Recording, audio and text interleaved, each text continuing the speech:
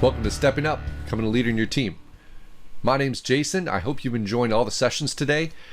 I lead the developer relations efforts over at St-Cyr, and today I'm hoping that we can get to all your questions and go through some experiences together. I want to talk to you about that awkward moment when you go from being just another member of the team to then leading that team.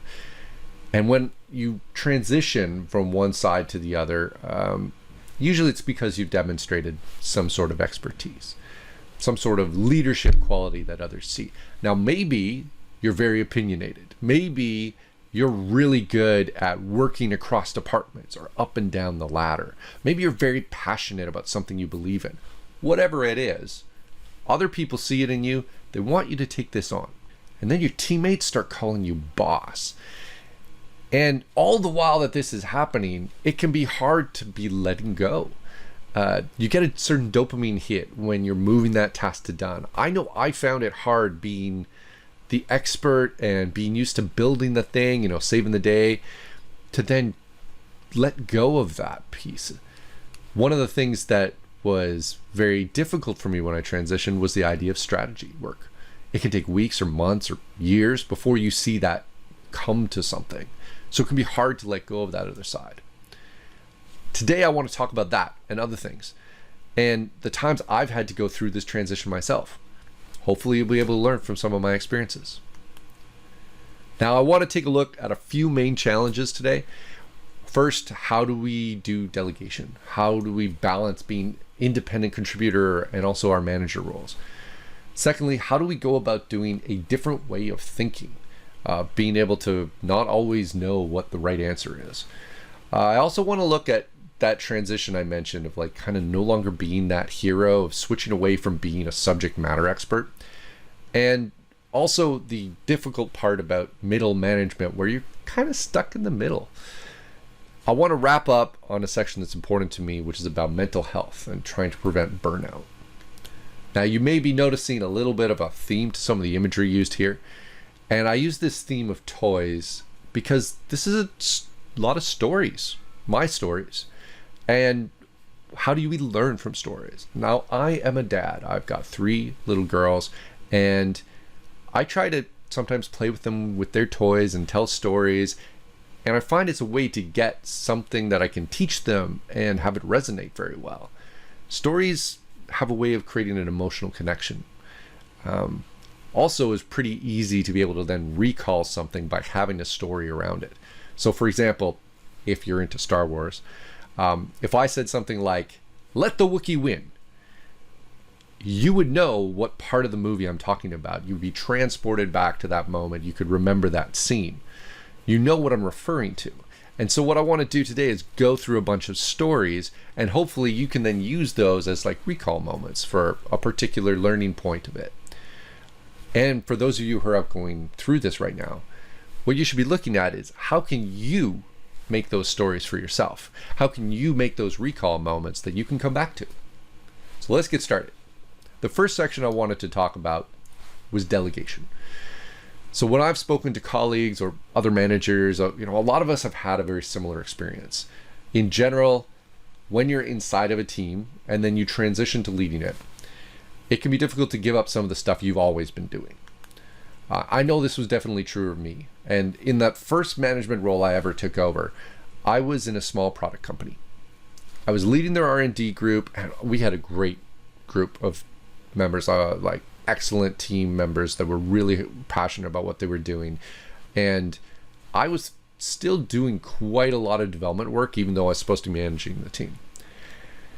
When I look back at it with, years of experience later, I think what happened is I gave myself an option. I said, hey, you could throw away a decade of experience, everything you're good at, and super focus on this management job and learn to do it well. Or you could just do both jobs poorly. Or what if you did both jobs and did them well? So of course I went with that option, right? That was a win-win situation. Except when I went through that, I was learning a lot. I learned about SWOT analysis. I learned about product management, release management, I also learned how to burn out in under a year. It was really tough for me to give up those tasks that I was used to do. I knew I could do them. It was going to take me more time to tell somebody else how to get it done than it was for me to get it done. And not only that, everybody on my team had a full plate. So if I go and take my stuff and put it on them, that means something else is going to drop. So I had to ask myself how I was going to handle that. And eventually I chose a burnout option. I chose an option to try to be a full team member while also leading the team. When I left, somebody had to pick up those tasks anyway. And everybody did great. So the only person that was in the way was me. I was the one that prevented that team from going on and doing much better, taking over what I had. And that was a big learning moment for me. I had to start asking myself questions about those tasks that I was used to doing. Was this something anybody could do? If so, I got to get rid of that. Was it something that somebody could do if they had the access and a little bit of like instructions on how to do it? All right, that's probably also something I should be giving up. But the hard one for me was transferable expertise. That meant somebody could learn it, but I'm probably the only one who knows how to do it. And it's going to take a lot of time for someone to ramp up. Those were really tough ones to let go. But there were also ones where I looked at it and I would ask, like, is this something strategic? Is this something that is moving the whole team forward, or is looking at business objectives? Well, that's probably something I should be holding on to, maybe getting input from others, but that probably is a priority on my plate. So on the slide here, what I refer to is the concept of holding the reins. You know, you've got a sled, you've got the driver. As a team, the sled needs to get somewhere. Someone is going to have to do all the hard work of actually pulling that sled and making it go. The driver, their role is to keep an eye out ahead, provide some course corrections so we go in the right direction. You don't necessarily want to be doing both, but together you can succeed. So what I learned from this was, first, I shouldn't do two jobs at once. That does not work for me. But I also needed to learn that I was blocking the team. I was preventing them from doing more. I could potentially have had the team do much better than even I could with my partial time allocated to it. So part of me delegating, apart from getting my load lighter, is making sure the right work goes to the right people. And another part is making sure that that work as a team gets done better by having more people able to do it. Trying to do all of it doesn't work. I don't want to be the bottleneck. And I also want to give out growth opportunities so that people have opportunity to do different things. So I needed to learn to share. I needed to learn to trust my team that they could get it done and say, you know, this is not my thing. This is something somebody else can do. And over time, I can get better and better at that. I still struggle with this. I still love to get into independent contributor stuff every now and then. I hope that day by day I can get a little bit better at this, better at giving away something to somebody else, to trusting others to just take it and go. The next challenge I want to speak to is about decision making. When you start making that transition, there's a lot of these gray area decisions that have to be made where you're not always going to be right. And it's really hard to know what the right choice is. And I was used to being right. Like I would get into arguments well past the point of it being constructive just so I could be right. I had a lot of opinions. I thought that that would make me a good leader, in that I was very good at making decisions with a minimal amount of input. I was used to, if someone would say, hey, is this the hill you really want to die on? I would say emphatically, yes, I'm going to fight for every fight. This was how I was. I knew what I believed in and I would push for it. And that was a very self-directed decision making, because oftentimes I was only affecting me. I was often the only one impacted. I wasn't thinking about company strategy. I was thinking, this is what I believe in is right, and let's push for this. Let's advocate for that. That doesn't always work when you're a strategic leader. And sometimes being that rigid was helpful to me in the past, but not as helpful to me when I was a leader. on being inflexible, it was a problem for me very early on. There's one particular instance where I remember sitting in a boardroom, a couple of different managers from different teams. We were whiteboarding something out. I don't remember the details. There was something about us going over a cliff, or our customers going over a cliff. That was the implication. I don't remember why the cliff was there, but I remember very, very distinctly that I didn't care. See, our team had found some stuff that was a few bugs that were in the process. I believed we shouldn't release the product right now, that we hadn't fully resolved everything to the right level of satisfaction for our customers.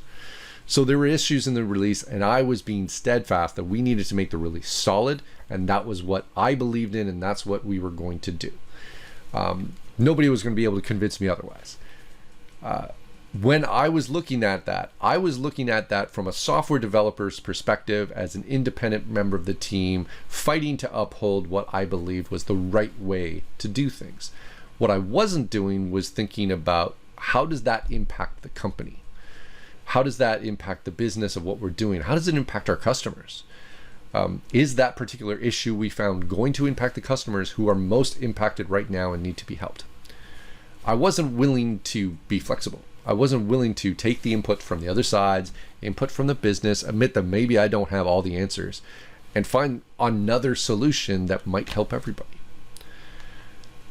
There was another instance where this was involved more in the hiring process.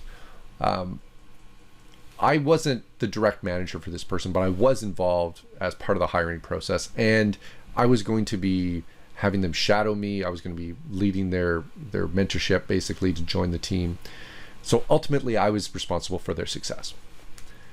We went through several candidates, several good candidates, but there was one that stood out to me. We're going to refer to this person as Chad. Their name was not Chad, but for the purpose of this session, their name is Chad. And they were great in the interview. Excellent communication skills, which was a high requirement for the role I was hiring for.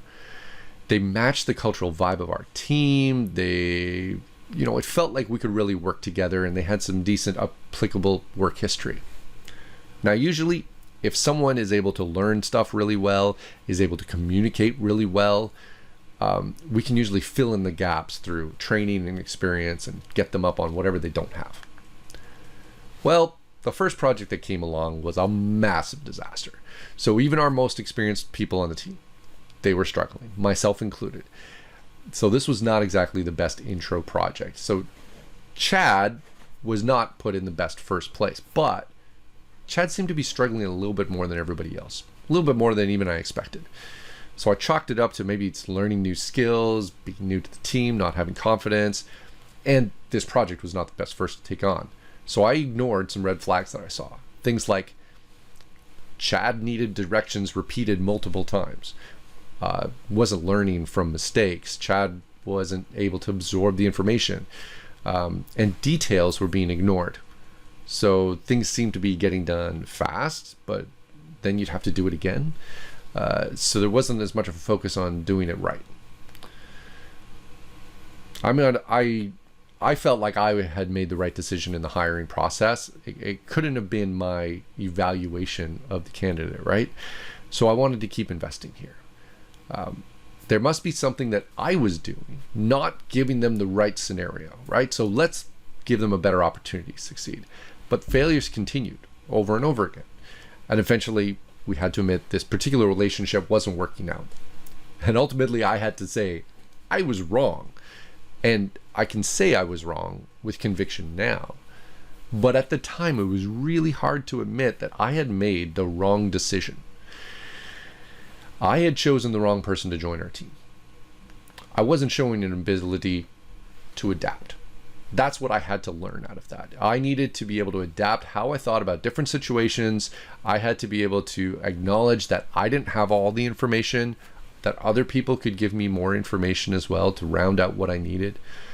I needed to trust my instincts to a certain extent, but I also needed to bring other people's expertise to the table and fill out that picture so that I would get something that would actually work. It didn't have to all come from me.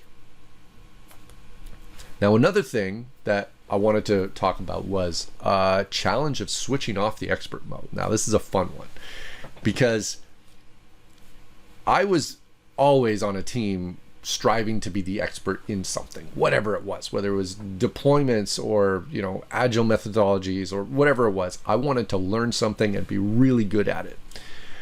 And a lot of times when we're on a team, we build this up, this kind of like demonstrated excellence. We have a high ability to execute. And then we wind up moving into management, and suddenly the skills that got us there are not what's going to help us going forward. You're expected to suddenly be good at things like coaching and mentoring and project management and strategic thinking and working across the business, right? When you first had make that move, I felt like I had no idea what I was doing. I felt like everything I had learned up to this point was not translating. And I was in this position where I was uncomfortable because I was used to being in a place where I had expertise and I knew how to get more expertise. I knew how to learn something. And here I was, didn't know what I was doing. It was kind of like a little bit of imposter syndrome. And I started struggling to feel, well, how am I going to build any trust in my leadership amongst the team if I don't even feel like I can trust myself? I'm thinking, I have no clue what I'm doing. How are these people going to believe that I can make a right decision here? So I found it awkward, even if my teammates didn't. Trying to transition that relationship, trying to suddenly build that trust and say, yep, we're going to do well here. And eventually I was able to do it. And I feel like one of the most useful things that I did for that was to do this concept of an early win. It was something I read about and heard other managers talk about, is how do we get some kind of early demonstrated ability for the team to execute in this new model? It doesn't have to be big, just something that we can all look back on and say, yeah, this worked. Even if something else, like we get a hiccup later, we know that this can work.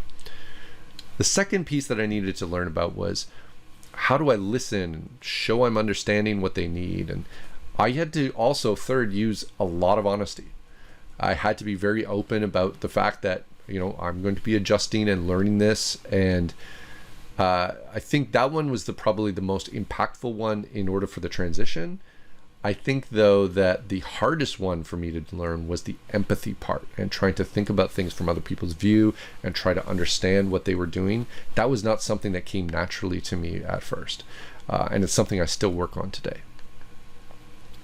Now, the other thing that I encountered when I was doing this transition was that as a team member, a lot of what people came to me when they wanted advice or mentorship was based on the fact I had expertise. So I knew what the team was doing right now. I was just there, like I just made the transition. So it was hard to stop providing expertise. It wasn't too long ago, I was on a call with one of my reports, and they were asking me a question about something they were working on, and they wanted some input from me. I started going on to this long story of all these possible options, things and benefits and cons and stuff like that. And they finally, thankfully, they stopped. And they said, Jason, I know what the options are. I've looked through them. What I need from you is this particular option. Are you willing to support me in it? Do you see issues with it that I haven't seen yet? Now, thankfully, they did this, right? And this is a light bulb for me at this point where I suddenly understand, I've been approaching this conversation the wrong way the whole time. I wasn't listening to them the right way. I didn't understand what they needed in that situation. I had to know that not everyone's coming to me for my expertise in something. Sometimes they're coming to me because I have decision-making power, or I'm exposed to something that they're not exposed to, and I might have an alternate view on it of how we could bring it up the chain or bring it to another group. I'm not the expert on the team anymore. That's not how people are seeing me. I don't even have to be the expert. So I had to realize that different situations needed a different me on the call. Now, another thing that happened more recently to me was a return of a former team member. When they had joined our company initially, they were working on my team, and we were working together on a lot of things, but they indicated that they were kind of looking to move into a leadership role.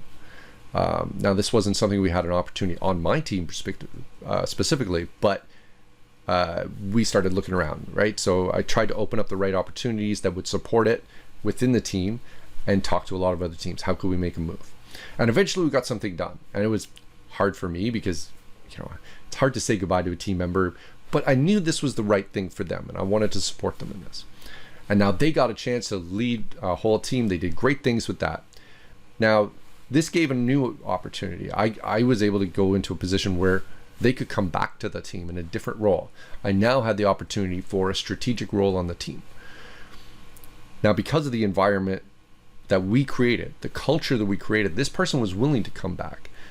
We knew how to support them. We knew how to give them the right environment as a team member to do what they needed to do to succeed. They knew that they could succeed with our team. But it was different now. The relationship we had was different. This was now a leader, a strategic person on the team. I couldn't bring the same me anymore to our relationship. I couldn't use our previous dynamic as the base. So I needed to change the way I manage. I needed to look at the situation differently. Now, because we had a previous working relationship, we had established trust, it was a lot easier and we could shortcut a lot of the things and have open, candid conversations about what do they need, what looks like a good environment for them to be successful. And they were also self-aware enough to know what their limitations were. That's not always the case. Sometimes you're going to have this type of scenario and you can't just ask someone, what do you need? And expect that they're going to be able to actually tell you what they really need. So you can't always provide that insight and you can't always know that that's going to be there.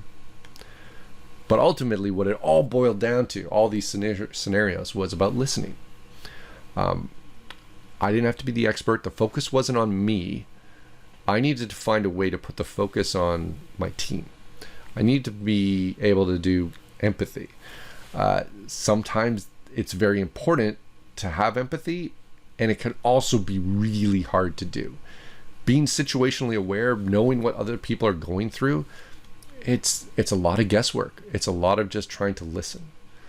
Now, one of the things that we can do as experts on the team and transitioning within that same team is that we have a lot of experience and expertise in exactly what the team is doing right now. That means we understand what they're going through. We can feel that really easily. So that makes it easier for us to know what challenges they're going for. Now, day to day, we can work on getting better at this, of trying and learning and taking feedback from people as they tell us what's working for them and what's not. Now, I mentioned I wanted to talk about middle management. That first step up when you get to go into the middle of a team and be able to say, I'm going to lead you, and then you find out all the other layers that are around you. You've got your team underneath you. They're kind of pushing things into you for your support, and you've got teams on the other side that are pushing in. There's a lot of pushing that seems to be happening, and sometimes you just have to push back, and that can be hard. I remember several years ago, I was at an implementation agency, and it was probably the most extreme scenario where I felt really pushed on all angles. I didn't handle it very well. And I think ultimately it was that I was not paying enough attention to what my team needed at the time. So my team was struggling.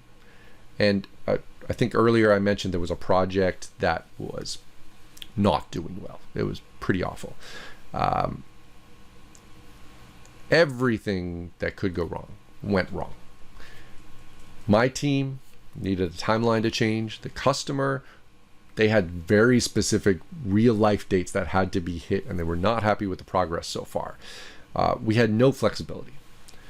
My management wanted to make sure we could stay on budget, which meant additional people was not going to help. We couldn't extend the timeline, and the customer's not willing to budge. So this, if you've ever studied the iron triangle concept, this was what we were stuck with. So I had to sit down and I had to come up with a plan. How are we going to do this? Something that could work. And there was lots of options, but I came up with something that could rely on some different dates that were available, and we talked the client through. They seemed excited about this could actually work. Maybe we could get this going. It was going to be a little more incremental than the original plan, but it seemed like we could meet everybody's needs. I forgot one thing though. It was a great plan, except for the part to make it happen. My team had to do a whole bunch of overtime, like for weeks. And that was just to barely make the deadlines. So we're over budget. My management's not happy about that. Now the customer, they still weren't entirely happy because they didn't get everything they wanted and didn't get it on the time, and it felt kind of rushed to them. And my team having to do all that overtime, they weren't happy. So the whole thing goes into this massive retrospective of what went wrong, and like there were a lot of things that went wrong. But when I look back at it, regardless of everything else that went wrong, the thing that I regret the most was I didn't say no. I didn't say this isn't something we should be doing, that the team shouldn't have to go through this. I didn't do that. I regret not standing up for that team. Now there's another example of being in the middle. This was back when I was leading a product team. I was very new to management. I didn't know anything about this leadership, and we had this whole like executive leadership team, and they wanted to know about a product roadmap. And this was the first time I'd ever presented any kind of product roadmap. I knew about how to do Agile delivery. It wasn't called Agile at the time, but apparently that's what we were doing with releases every week and stuff like this. So I knew how to put out stuff. What I didn't know was how to communicate a product roadmap. We were very predictable because of our Agile delivery in that I knew how much work we could get done. But we were very flexible. You know, we reprioritize all the time. So I didn't know what was going to be in scope at any given week. And that worked great for us. It did not work great for the management team because they didn't want to know release 4.7 will be out on June 1st. They didn't care. They want to know what was in it. What is a customer going to care about with this release? And so I tried to explain scope's flexible. We don't really know. I can't really commit. But this made it very difficult for them to have customers plan projects, because how are they going to know what they're going to get out of a version and when? So the need to me was clear, what they needed. And as a new leader, I was feeling the pressure to do exactly what was asked. I felt like we were doing great as a delivery team, being very flexible, but that's not what was wanted. Something felt wrong though about, like, I couldn't put my finger on it because I didn't have the experience. At the time, I didn't know about how to communicate product roadmaps with flexibility. I didn't know about high-level investment themes. I was very much in the feature delivery kind of mode, like this is the thing we're going to put, this line of code that has to get fixed.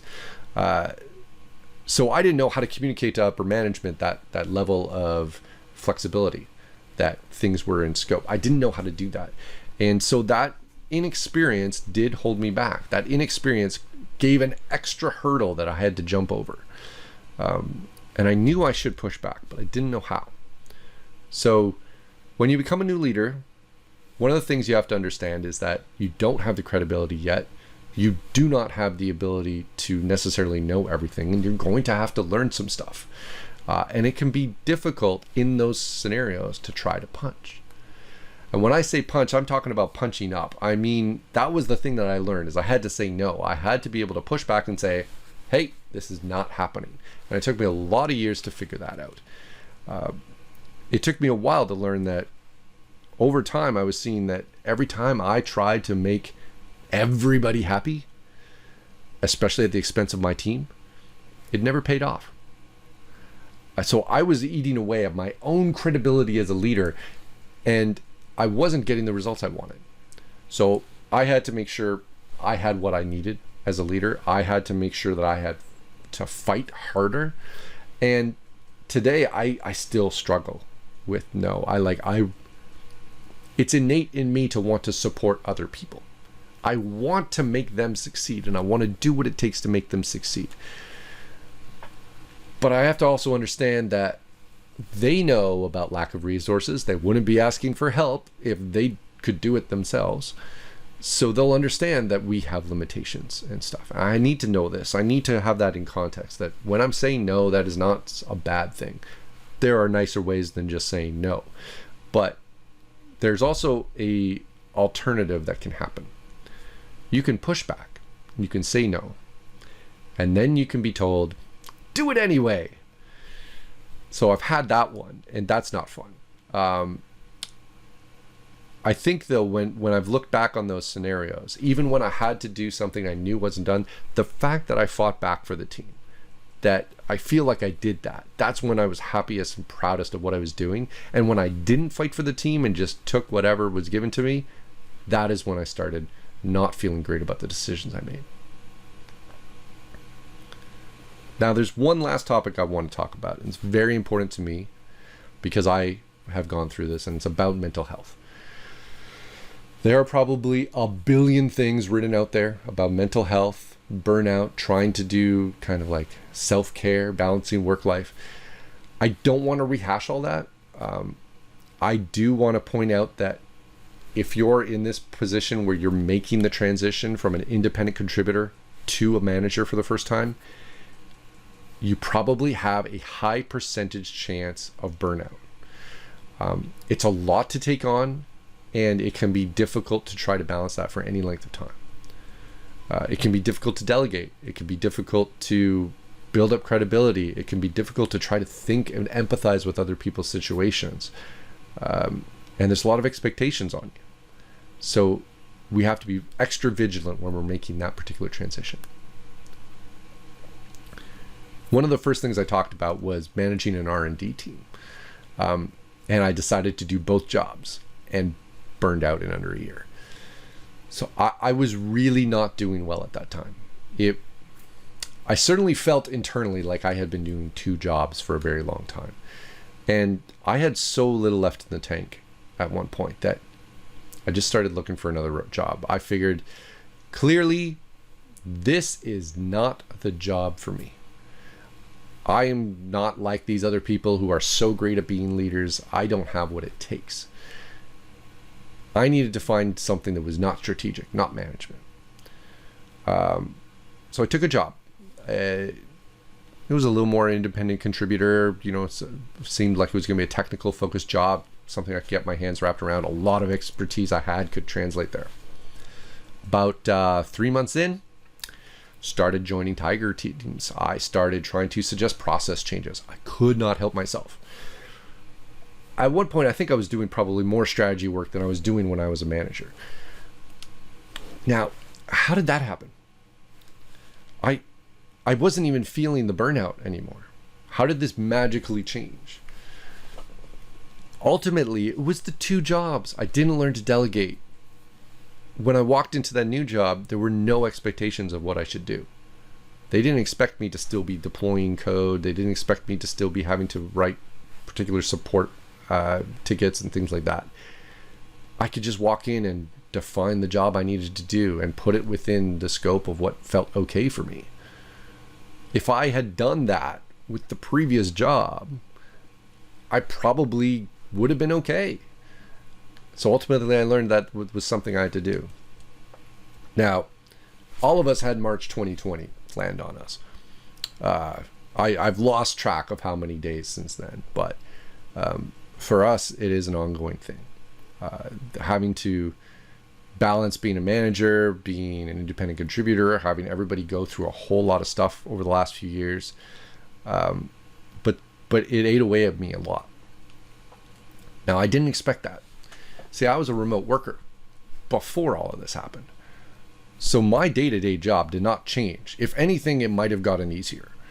I wasn't tackling any new big things. I wasn't tackling too much independent contributor work. Like, I thought I was balancing everything really well, and yet still it was just getting heavier and heavier, and I could not understand why I was feeling the way I was feeling.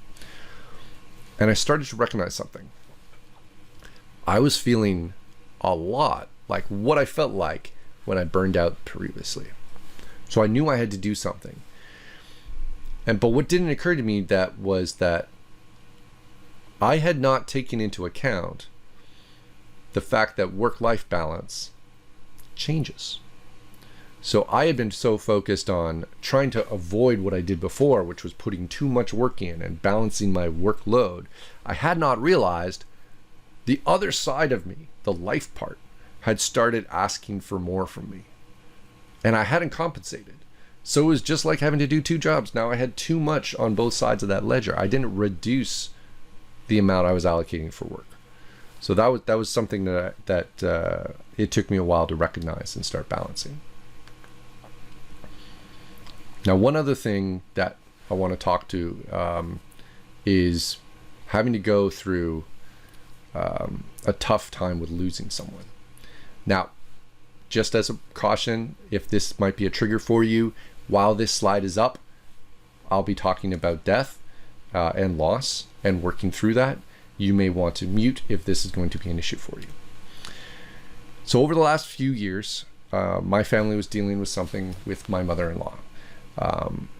She had been diagnosed with pancreatic cancer. This was really tough on all of us, having to go through the treatments, and especially for her. So for those years, we did everything we could to make everything out of every single day. Now, this past summer,